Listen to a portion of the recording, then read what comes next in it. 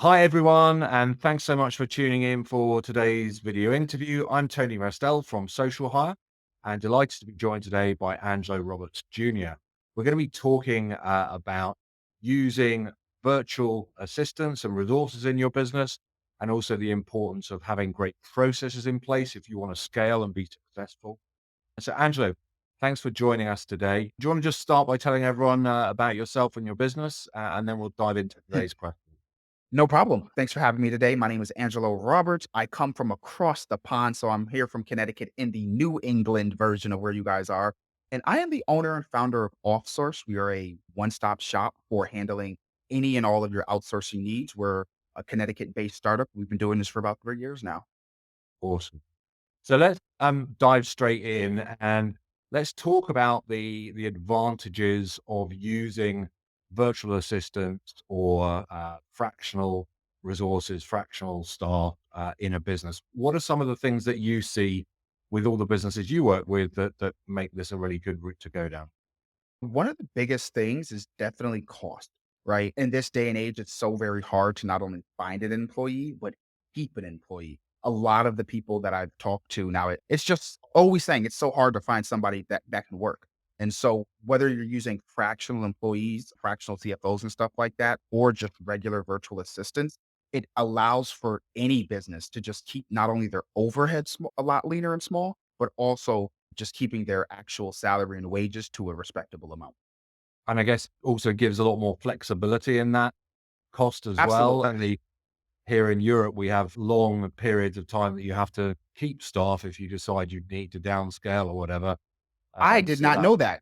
What are so I guess in regards to how it would be for people within UK, the flexibility portion of actually just having the employee as well as the actual laws around it. So I'm not 100% familiar with the laws of W-2 employees within the UK, but I do know that it's not only just different that you guys have a lot more standard vacation days, there's like a lot higher minimum salary. And so with virtual assistants or fractional resources, it allows for you to have a much more flexible cost but a lot more flexible in regards to your time and how you go about hiring based on the laws of the land within the UK around wages and mm, employees. interesting. And the flip side of that, pitfalls to be aware of for any business owners out there thinking of going down this route. What are perhaps some of the things that you have to keep in mind if you're going to do that? What are some of the pitfalls to make sure you don't get One jumped? of the one of the biggest ones I've seen a lot of people fall into is not properly vetting the remedial virtual assistant. So, for example, we before this have recently talked about the gap difference in terms of skill and perception that a fractional resource might have versus a virtual assistant.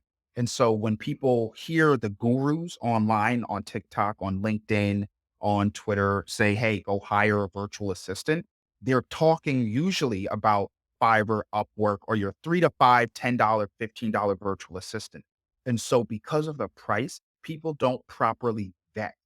And so what a lot of virtual assistants have done is they give the bare minimum work without actually giving you what you want. They completed the task, but they didn't give you what you want. And so one of the biggest pitfalls is to make sure that you vet any virtual assistant company or person that you're going to work with. Another one that you're going to want to do is make sure that you actually need it. A very big or a large portion of people that I see don't really need a virtual assistant and they don't really need a fractional person. They need better time management. And so what they have to do is look at, hey, what am I actually doing with my time? Because if I hire a virtual assistant, you're really going to see how much time that you were wasting and saying, oh, actually could have done that myself. Fascinating. Yeah, I'd not thought of that before, but it makes perfect sense. And as a business owner, you're always looking at what am I spending my time on? What could I delegate? Do I really need to be doing all these things? So yeah, really interesting point. We were talking just before we came on air, businesses to really nail their processes and start having standard procedures for doing all sorts of different things in a business. Any advice you can give around that? How would you recommend that business owners go about creating processes in their businesses? What are some things to focus on? And yeah, again, any pitfalls?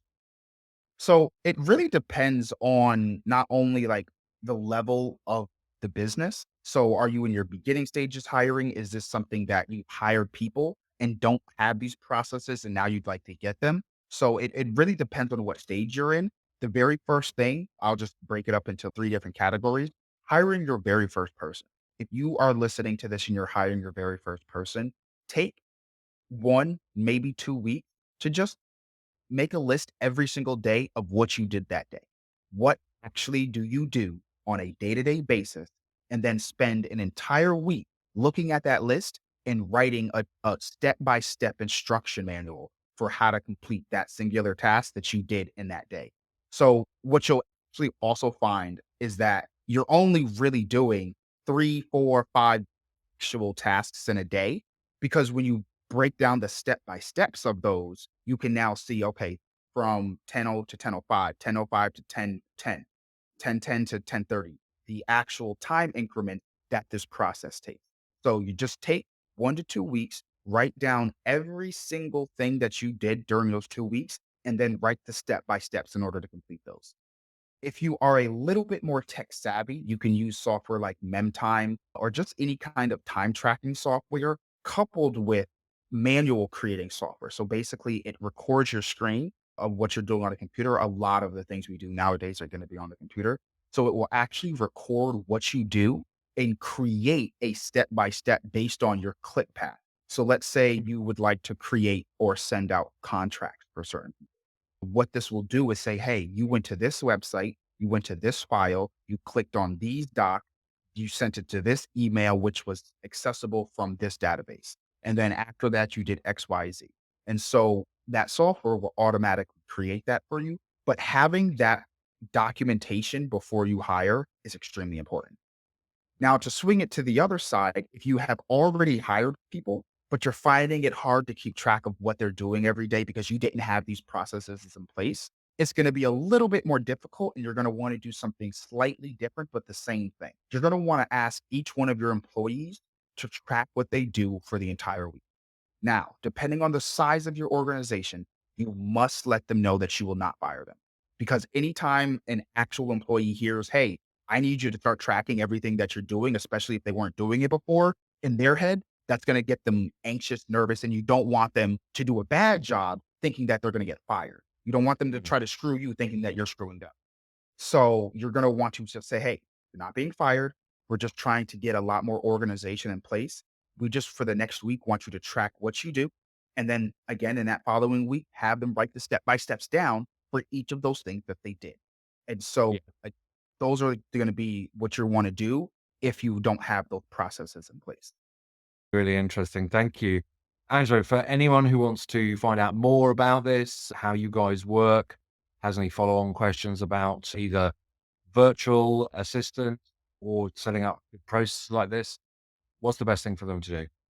The best thing you can do is either start by trying to decide, do you really need a virtual assistant or any kind of these services? As I had mentioned before, a lot of people get to that point and realize I don't need it. If you realize that you do, you can always come to offsource.tech. There's Fiverr, there's Upwork, a lot of great places to find quality lower end virtual assistant. But for that one stop shop to handle everything within a nice budget friendly manner, offsource.tech, where we handle all of your admin, bookkeeping, social media, graphic design, web design, and more. Awesome.